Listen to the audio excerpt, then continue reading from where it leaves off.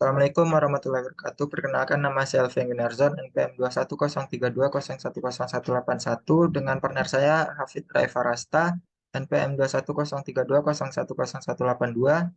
Bella di sini kami akan mempresentasikan tentang jurnal kami, yaitu analisis model simulasi sistem dinamis terhadap jumlah kapasitas produksi roti di PT XYZ dengan software Vensim. Kami praktikan dari laboratorium simulasi komputer. Adalah abstraknya PT XYZ merupakan sebuah perusahaan yang memproduksi roti di kota Surabaya. Dalam memproduksi roti, PT XYZ menerapkan metode make to stock dengan permintaan yang fluktuatif dan tidak menentu. Tujuan penelitian ini adalah agar PT XYZ dapat memenuhi permintaan konsumen dengan mengubah kapasitas produksi dengan memanfaatkan tenaga kerja yang dimiliki. Penelitian dilakukan dengan menentukan variabel yang terlibat pada proses produksi. Selanjutnya dilakukan pengolahan data menggunakan software Vensim yang memodelkan sistem produksi roti seperti sistem nyata. Diperoleh hasil dari pemodelan pada software Vensim yaitu casual loop diagram dan stock flow diagram. Lalu dilakukan simulasi sistem dinamik dengan menggunakan beberapa skenario dengan bantuan software Vensim agar didapatkan jumlah kapasitas produksi sehingga dapat memenuhi permintaan para konsumen. Dari skenario yang sudah dihitung dipilih skenario terbaik yang menghasilkan ketersediaan bahan baku roti terbanyak. Dari hasil output Vensim didapatkan hasil skenario terbaik yaitu pada skenario 4 yang relatif konstan mulai tahun 2022 sampai 2027 sebanyak 3.000 ton. Sehingga dengan ketersediaan bahan baku ini PT XYZ dapat memenuhi permintaan konsumen serta didapatkan hasil error rata-rata dari standar deviasi yang relatif kecil yaitu 8,6% dan 15,1%. Dengan demikian, dari hasil penelitian ini dapat digunakan untuk memaksimalkan tenaga kerja yang dimiliki untuk dapat memenuhi permintaan konsumen dan meningkatkan kepuasan konsumen. Itu kata kuncinya produksi roti sistem dinamik dan Vensim. Pendahuluannya dalam era globalisasi saat ini terdapat persaingan bisnis yang ketat. Hal ini dikarenakan era globalisasi dan new normal memunculkan persaingan yang ketat antar industri domestik terhadap penataan ulang sistem bisnis dan perbaikan kembali usaha yang telah dijalankan. Industri pangan merupakan subsektor yang mengalami peningkatan produksi serta menjadi penyuplai kebutuhan di masa pandemi dan new normal, di mana meliputi subsektor makanan dan minuman. PT XYZ merupakan sebuah perusahaan yang memproduksi roti. Produksi adalah proses pengubahan bahan baku menjadi barang jadi. Proses produksi adalah suatu kegiatan yang menggabungkan berbagai faktor produksi yang ada dalam upaya menciptakan suatu produk, baik itu barang atau jasa, yang memiliki manfaat bagi konsumen. Tujuan proses produksi adalah untuk menghasilkan suatu produk. Roti adalah makanan berbahan dasar utama tepung terigu dan air yang difermentasikan dengan ragi. Tetapi ada juga yang tidak menggunakan ragi. Sistem dinamik adalah metodologi pemodelan simulasi berbasis komputer dikembangkan pertama kali oleh J. Forrester dari MIT tahun 1950-an. Metode ini awalnya merupakan sebuah perangkat bagi para manajer untuk memahami dan menganalisis sistem-sistem kompleks dan dinamik. Dalam perkembangan berikutnya, metode ini banyak digunakan kalangan akademisi dari berbagai disiplin ilmu, seperti manajemen, ekonomi, sains, ekologi, psikologi, dan ilmu sejarah. Sistem dinamik merupakan sebuah metode yang dapat digunakan untuk mempelajari kesaling terkaitan antar variabel yang berbeda dalam suatu sistem, serta bagaimana memahami dan memprediksi pola perilaku sistem tersebut dengan mengeksplorasi struktur yang mendasar. Vensim merupakan sebuah perangkat lunak pemodelan visual yang sederhana dan fleksibel. Perangkat lunak Vensim ini dapat digunakan untuk membuat konsep, dokumentasi, simulasi, analisis, dan optimasi model sistem dinamik mulai dari pembuatan diagram, simple casual, atau dari pembuatan diagram stock and flow. Aplikasi Vensim ini dirancang dan dikembangkan oleh Ventana System dari Harvard. Vensim dibuat menggunakan bahasa pemrograman Pascal. Pada tahun 1988, Vensim dibuat menggunakan bahasa C dengan lingkungan berbasis grafik Windows X. Pada penelitian ini, penulis melakukan penelitian pada kapasitas produksi roti untuk memenuhi permintaan konsumen yang ada di PT XYZ, melihat permasalahan mengenai permintaan konsumen terhadap produk roti yang fluktuatif, maka penulis berupaya memberikan simulasi mengenai perubahan kapasitas produksi roti dengan memanfaatkan tenaga kerja yang dimiliki agar PT XYZ dapat memenuhi permintaan konsumen. Dilakukan simulasi kapasitas produksi mendekati sistem nyata dengan menggunakan software Fansim. Hasil dari simulasi ini diharapkan dapat memenuhi permintaan para konsumen pada produk roti di PT XYZ. Metodologi penelitian. Pada suatu kasus simulasi damis produksi di PT XYZ ini menggunakan software Fansim untuk dapat melihat dan mensimulasikan aktivitas-aktivitas proses sistem dinamik yang terjadi, serta mengetahui beberapa skenario agar didapatkan jumlah kapasitas produksi sehingga dapat memenuhi permintaan para konsumen. Fansim merupakan sebuah perangkat lunak pemodelan visual yang sederhana dan fleksibel.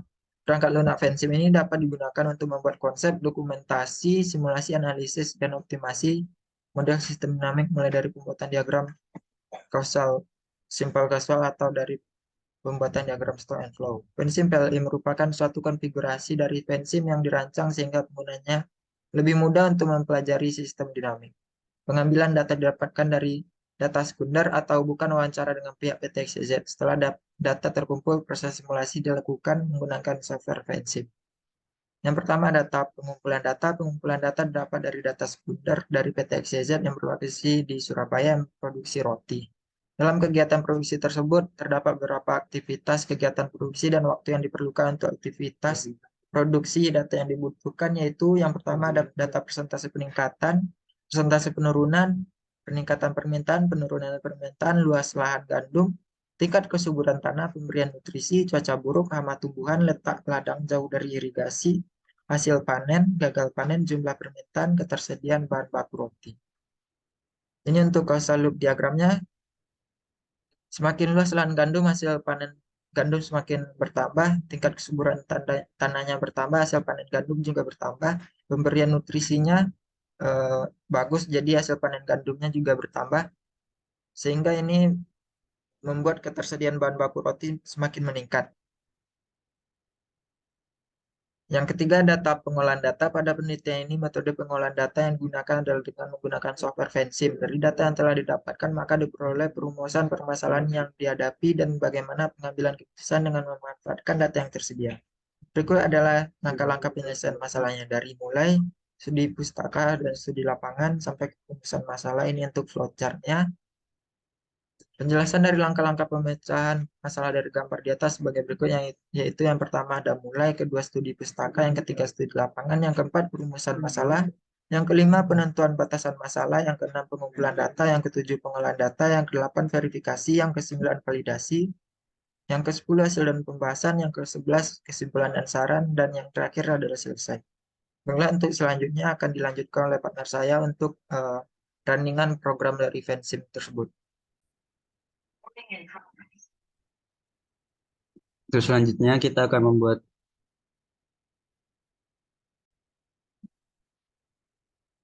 causal loop diagram. Pertama-tama kita pencet file, new model. Setelah itu kita pencet variabel untuk menambahkan variabel. Pertama kita tambahkan variabel luas lahan gandum, kedua tingkat kesuburan tanah, tiga pemberian nutrisi, keempat ada hasil panen gandum, kelima ketersediaan bahan baku roti, keenam jumlah permintaan gandum, tujuh peningkatan permintaan, delapan penurunan permintaan, letak ladang yang jauh dari irigasi, hama tumbuhan, cuaca buruk, dan gagal panen.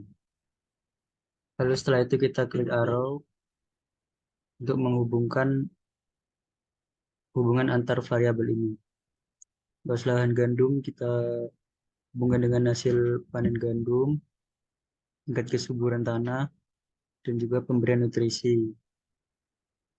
Selanjutnya untuk cuaca buruk, hama tumbuhan, dan letak ladang yang jauh dari irigasi kita hubungkan dengan gagal panen. Lalu untuk variabel gagal panen kita hubungkan dengan hasil panen gandum. Dari variabel hasil panen gandum kita hubungkan dengan ketersediaan bahan baku roti. Untuk variabel penurunan permintaan dan peningkatan permintaan kita hubungkan dengan jumlah permintaan gandum. Lalu ketersediaan bahan baku roti. Setelah itu kita beri tanda plus dan minus yang seperti yang sudah ada pada gambarnya.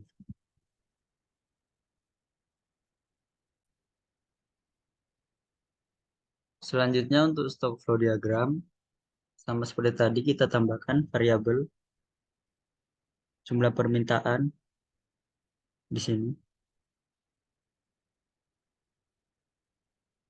Lalu kita beri rate seperti ini.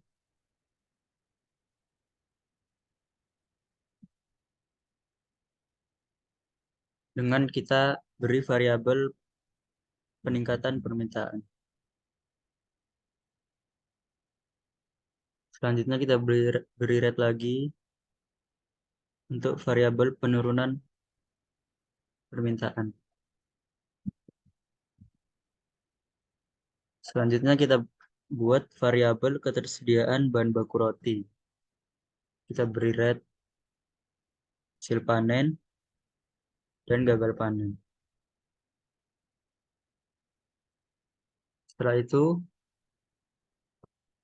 kita buat variabel baru lagi, persentase peningkatan, persentase penurunan, kesuburan gandum, pemberian nutrisi, tingkat kesuburan tanah, letak ladang jauh dari irigasi, hama tumbuhan, dan cuaca buruk. Lalu kita hubungkan dengan arrow, persentase peningkatan, kita hubungkan dengan peningkatan permintaan, persentase penurunan dengan penurunan permintaan, cuaca buruk, hama tumbuhan, letak ladang kita hubungkan dengan gagal panen, luas lahan gandum, pemberian nutrisi, tingkat kesuburan tanah kita hubungkan dengan hasil panen. Lalu jumlah permintaan kita hubungkan dengan ketersediaan bahan baku roti. Setelah itu kita beri equation semua variabel yang telah kita buat. Untuk variabel persentase peningkatan kita beri equation 0,5 dengan tipe datanya konstan. Oke. Persentase penurunan 0,9.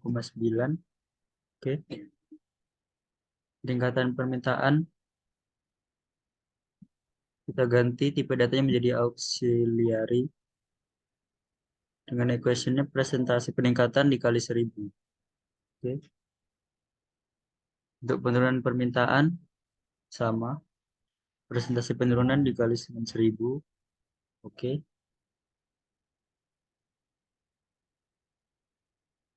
Untuk jumlah permintaan, equationnya peningkatan permintaan dikurangi penurunan permintaan dengan initial value-nya 3000. Oke. Selanjutnya ketersediaan bahan baku roti dengan equationnya hasil panen dikurangin gagal panen dikurangi dengan jumlah permintaan dengan initial value-nya 3000. Oke. Selanjutnya untuk variabel luas lahan gandum, tipe datanya kita ganti auxiliary equation-nya 2200 dikali dengan 0,5. Oke. Kemudian nutrisi 1100 dikali 0,3. Oke. Tingkat kesuburan tanah 2100 dikali 0,2. Hasil panen yaitu luas lahan gandum ditambah pemberian nutrisi ditambah tingkat kesuburan tanah. Oke. Selanjutnya untuk variabel cuaca buruk itu 200 dikali 0,8. Oke. Hama tumbuhan 200 dikali 0,4. Letak ladang jauh dari irigasi 100 dikali 0,6. Variabel gagal panen itu cuaca buruk ditambah hama tumbuhan ditambah letak ladang jauh dari irigasi. Oke. Kalau sudah diberi equation, selanjutnya kita akan merunning program dengan menggunakan simulate. Caranya Ctrl A, kita pencet simulate, yes, Ctrl A lagi, grafik. Jadi didapatkan output ya, seperti ini. Pada studi kasus ini terdapat 4 skenario. Untuk skenario pertama dengan seperti ini. Selanjutnya untuk skenario kedua yaitu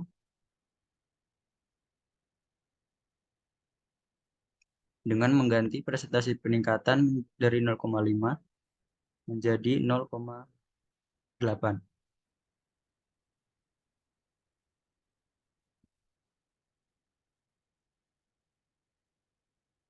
Terus skenario ketiga kita ganti presentasi penurunan dari 0,9 kita ganti menjadi 1,1 dan skenario keempat kita ganti tingkat kesuburan tanah dari 2100 kita ganti jadi 4200. Sudah kita running simulate, Ctrl A lagi dan table. Ini didapatkan output ketersediaan bahan baku roti untuk tahun 2023 sebesar 3000, 2024 sebesar 1550, 2025 sebesar 500, 2026 sebesar min 150, 2027 sebesar minus 400, 2028 sebesar minus 250. Ini untuk output dari skenario pertama.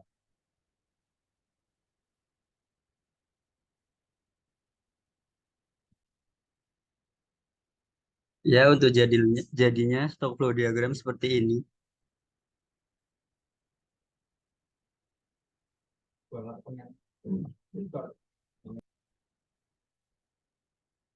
Selanjutnya kita akan membuat user interface. Yang pertama kita klik IO Object. Di sini kita pilih yang output workbench tool. Habis itu levelnya kita pilih jumlah permintaan. Ininya kita ubah jadi graph. Oke. Lanjut, ini juga sama. Output workbench tool. Levelnya ketersediaan bahan baku roti. Graph. Oke. Ini juga sama.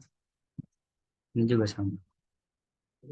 Selanjutnya untuk ini persentase peningkatan kita pilih yang input slider. Konstan kita pilih ini. Oke. Lalu ranking from-nya kita si 0 to 100. Incrementnya 10. Oke. Begitupun dengan variabel-variabel yang lain. Selanjutnya kita running dengan menekan tombol sign sim. Yes. Dan outputnya seperti ini. Oke. Baiklah, lanjut ke hasil dan pembahasan. Yang pertama ada verifikasi dan validasi. Verifikasi merupakan proses membangun kebenaran, akurasi, atau validasi sesuatu. Verifikasi model yang telah dibuat, kemudian diverifikasi apakah terjadi error atau tidak. Bila model yang ada terjadi error, maka logika dari simulasi yang dibuat belum sepenuhnya benar. Model yang mengalami error harus mengulang pembuatan model awal simulasi. Ini contoh dari verifikasi model Pensim. Selanjutnya ada validasi dilakukan secara statistik dengan membandingkan data empiris sistem nyata dengan output simulasi model. Variabel yang akan diuji validasinya adalah variabel order rate. Berikut di bawah ini validasi model pada Pensim. Tahun 2023 realnya 2800 sedangkan simulasinya 3000, 2024 realnya 1400 sedangkan simulasinya 1550, pada tahun 2025 realnya 450 pada simulasinya 500, 2026 sampai 2028 realnya 0, sedangkan pada simulasi minus 150, minus 400, dan minus 250. Itu rata-rata realnya yaitu 775, sedangkan rata-rata simulasi yaitu 708,333. Untuk standar deviasi yang realnya 1131,260359. Untuk simulasi standar deviasinya 1333,198. Ini hasil persen error dari rata-rata data empiris dan data output simulasi dengan rumus ini, dan hasilnya 8,6%. Yang kedua berdasarkan persen error dari standar deviasi data empiris dan data output simulasi, hasilnya 15,1%. Output simulasi pada PTXYZ yaitu ini pada model kapasitas produksi roti dengan software Vensim. Selanjutnya skenario 1, grafik pad ketersediaan produk rotinya ada yang menurun dari 2023 sampai 2008. Analisisnya pada grafik di atas garis yang berwarna merah marun menggambarkan ketersediaan bahan baku produk roti dalam ton secara fluktuatif sehingga dapat disimpulkan bahwa terdapat penurunan pada ketersediaan bahan baku produk roti dalam ton dari tahun 2023 hingga tahun 2027. Namun terjadi kenaikan kembali pada tahun 2008 yang ini. Ini untuk tabel pad ketersediaan bahan baku rotinya. Analisis dari gambar tabel di atas dapat diketahui bahwa ketersediaan bahan baku roti pada skenario 1 pada tahun 2023 sebesar 3.000 ton, pada tahun 2024 sebesar 1.550 ton, pada tahun 2025 sebesar 500 ton, pada tahun 2026 sebesar minus 150 ton, pada tahun 2027 sebesar minus 400 ton, dan pada tahun 2028 sebesar minus 250 ton. Skenario keduanya, grafik ketersediaan produk rotinya seperti ini. Produk analisisnya, produk grafik di atas garis yang berwarna merah marun menggambarkan ketersediaan bahan baku produk roti dalam ton, di mana terdapat kondisi kenaikan persentase peningkatan sebesar 0,5 menjadi 0,8 sehingga terjadi penurunan ketersediaan bahan baku produk roti secara fluktuatif pada tahun 2022 hingga tahun 2028. Ini untuk tabel pad ketersediaan bahan baku rotinya. Analisis dari gambar tabel di atas dapat diketahui bahwa setelah persentase peningkatan diubah dari 0,5 menjadi 0,8, maka ketersediaan bahan baku roti pada skenario 2 pada tahun 2023 sebesar 3.000 ton, pada tahun 2024 sebesar 1.550 ton, pada tahun 2025 sebesar 200 ton, pada tahun 2026 sebesar minus 1.050 ton, pada tahun 2027 sebesar minus 2.200 ton, dan pada tahun 2028 sebesar minus 3.250 ton. Ini untuk skenario ketiganya, analisis grafik di atas garis yang berwarna merah marun menggambarkan bahan baku produk roti yang dapat dari sebesar 1,1 atau 110% sehingga terjadi penurunan ketersediaan bahan baku produk roti dari tahun 2023 hingga 2026, dan terjadi peningkatan ketersediaan bahan baku pada tahun 2026 hingga 2028. Ini tabel ketersediaan produk roti, tabel ketersediaan bahan baku roti. Analisisnya yaitu dari gambar tabel di atas dapat diketahui bahwa setelah persentase penurunan diubah dari 0,9 menjadi 1,1, maka ketersediaan bahan baku roti pada skenario 3 pada tahun 2023 sebesar 3.000 ton, pada tahun 2024 sebesar 1.550 ton, pada tahun 2025 sebesar 700 ton, pada tahun 2006 sebesar 450 ton, pada tahun 2027 sebesar 800 ton, dan pada tahun 2028 sebesar 1.750 ton. Nah, ini untuk skenario keempat, analisisnya didapatkan penurunan ketersediaan bahan baku produksi roti dari tahun 2023 hingga 2026, namun terjadi peningkatan lagi pada tahun 2026 hingga 2028. Untuk analisis dari tabel pad ketersediaan bahan baku rotinya, yang kesuburan tanah diubah dari 2.100 menjadi 4.200, maka ketersediaan bahan baku roti pada skenario 4 pada tahun 2023 sebesar 3.000 ton, pada tahun 2024 sebesar 1.970 ton, pada tahun 2025 sebesar 1.340 ton, pada tahun 2026 sebesar 1.110 ton, pada tahun 2027 sebesar 1.280 ton, dan pada tahun 2028 sebesar 1.850 ton. Selanjutnya user interface, ini stock flow diagramnya.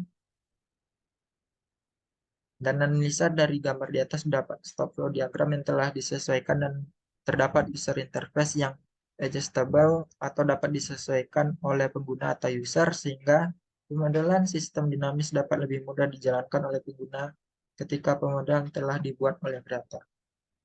Untuk analisis outputnya berdasarkan hasil output software Vensim di atas mendapatkan hasil perhitungan error sebesar 8,6% dan hasil perhitungan error dari standar deviasi empiris dan data output simulasi sebesar 0,151 atau 15,1% yang berbeda dari masing-masing skenario yang dilakukan. Pada skenario 1 dari gambar tabel sesuai yang telah disebutkan di atas tadi sampai ke skenario yang keempat. Jadi kesimpulannya PT XYZ merupakan perusahaan produksi roti di Surabaya berusaha memenuhi permintaan konsumen dengan mengubah kapasitas produksi dengan memanfaatkan tenaga kerja yang dimiliki.